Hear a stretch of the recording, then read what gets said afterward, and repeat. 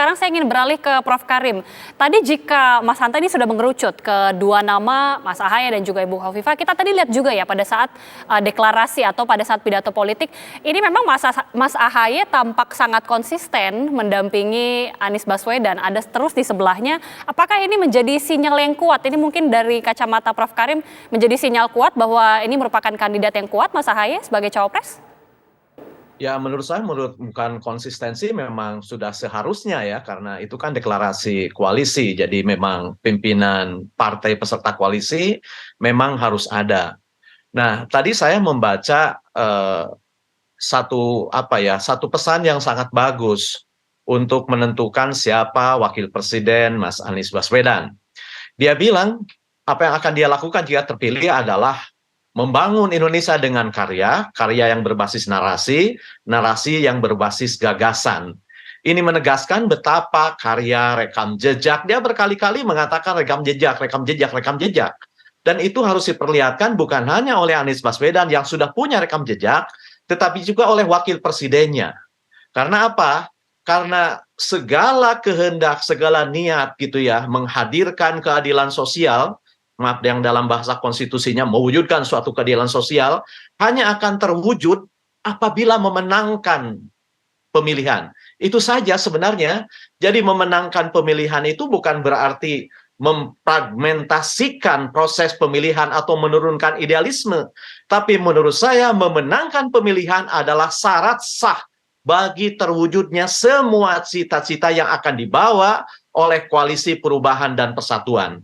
Maka menurut saya, selain mempertimbangkan aspek-aspek tadi, baik yang disebut Mas Willy, Mas Hanta, juga menurut saya penting mempertimbangkan rekam jejak ini, karena saya sepakat dengan Mas Anies bahwa karya itu adalah bahasa yang berlaku di mana-mana, ya, untuk menyatukan dukungan, membulatkan dukungan, sebab bersatunya calon presiden dan wakil presiden bukan hanya penjumlahan orang, tapi menyatukan, mempersuasi kehendak rakyat, sehingga sama-sama mau bergabung dan memenangkan pasangan ini.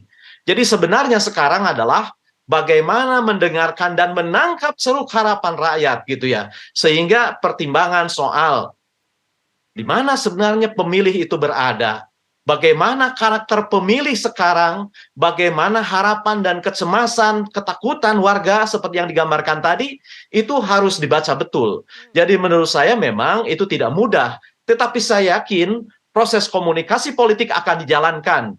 Bukan berangkat dari perbedaan, bukan berangkat dari kesulitan.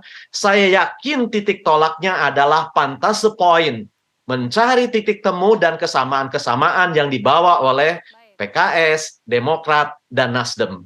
Jadi saya menggarisbawahi tentang pentingnya rekam jejak karena itu menjadi salah satu ciri narasi yang dibangun oleh Anies Baswedan.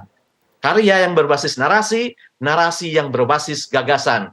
Jadi itu bisa ditafsirkan kandidat mana yang paling punya narasi kuat, rekam jejak lengkap gitu ya, yang bisa bersinergi dengan Anies Baswedan, sehingga secara elektoral bisa menang, mendongkrak, menambah dukungan, dan secara performance bisa menyempurnakan, karena tidak ada orang yang sempurna.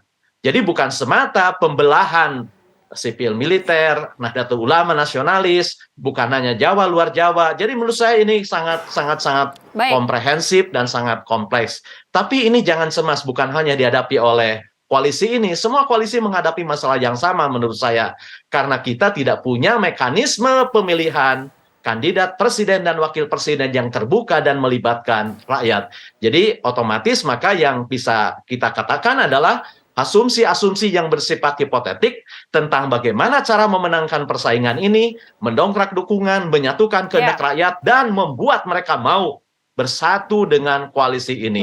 Tadi sudah sangat bagus bagaimana Anies Baswedan menyampaikan pembuktiannya, baik logikanya, logosnya yang meyakinkan begitu ya, kemudian pembangunan karakternya untuk menyatukan Indonesia bukan hanya secara fisik, bukan hanya secara teritorial, tapi menyatukan dalam bidang ekonomi yang berkeadilan, demokrasi, sumber daya, dan lain-lain. Ini harus pentingnya rekam jejak dan juga narasi kuat, termasuk juga komunikasi politik yang harus dibangun. Nanti kita tanya bagaimana kemudian komunikasi politik sejauh ini, tapi usai jeda, saat lagi kami kembali.